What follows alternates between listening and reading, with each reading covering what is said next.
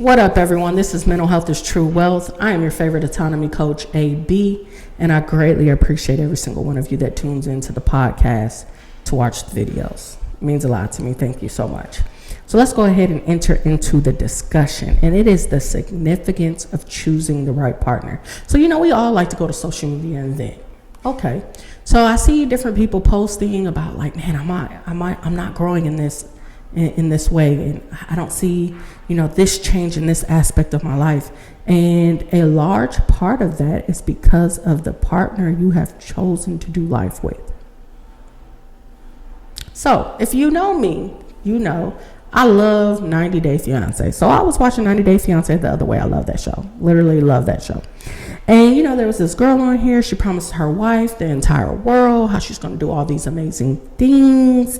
And, it's not a gender thing, because that's not the first time that this has been done. If anyone ever actually watches the show, it was the heavyset guy that had the bombshell. He does the exact same thing to his wife, gives her all these unrealistic expectations that, he was just going to make her life oh so amazing. Regardless if it's realistic or not, the person then expects that, and they start to drain the resource instead of replenishing it. So a lot of y'all like to play victim, but this is where we're going to have to go ahead and start moving into that accountability and responsibility area, of your life, that personal development, understanding why things are moving the way that it's moving.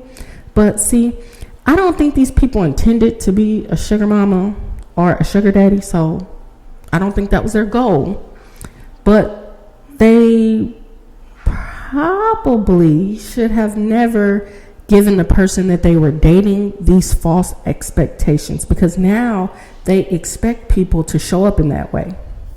And they probably really, really love this person, but they've never asked themselves, in which way does this person add value into my life?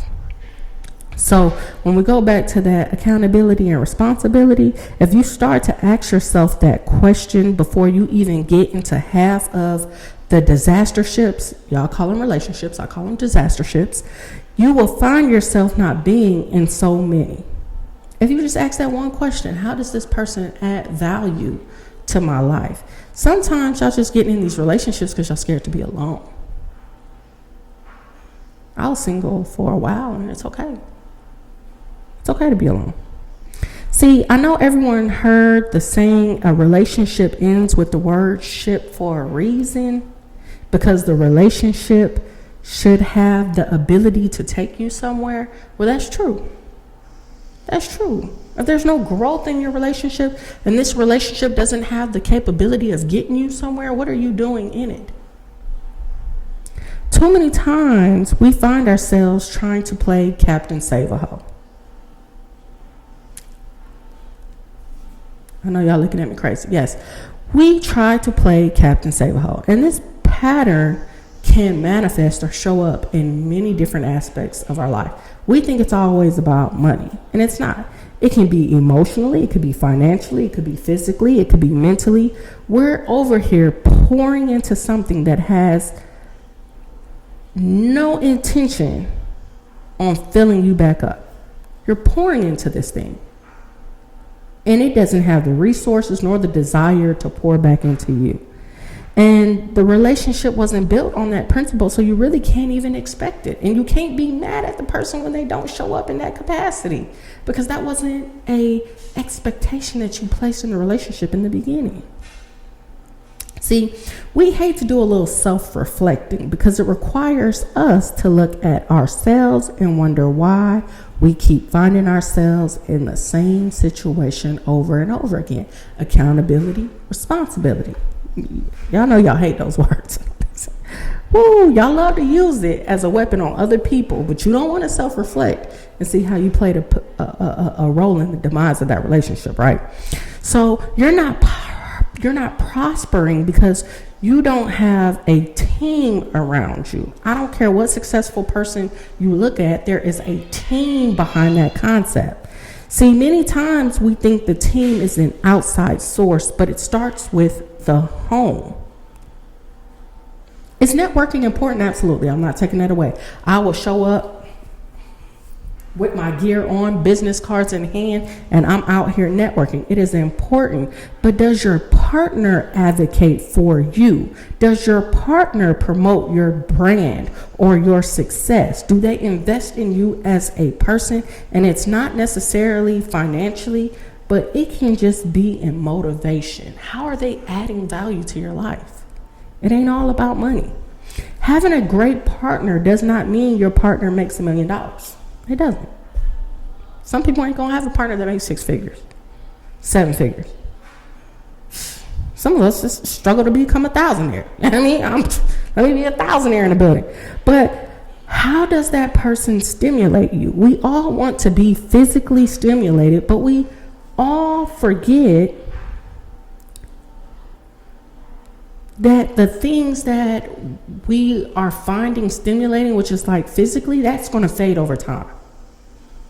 So we pick this significant other. Oh, their looks is a 10. Okay. Well, sis, in 20 years, your significant other is not going to look like a 10 anymore. Shawty gonna go ahead and go down to about a 5. And there's no substance behind her. So where you at now? Okay, but we ain't going to even get on that. That's. The question is, what will you be left with? Is there some substance to this person? What substance does your partner bring to the table? No one in this world can do it alone. You might think you can, you might convince yourself you can, we might start getting it out the mud, but behind every success story, it was somebody rooting.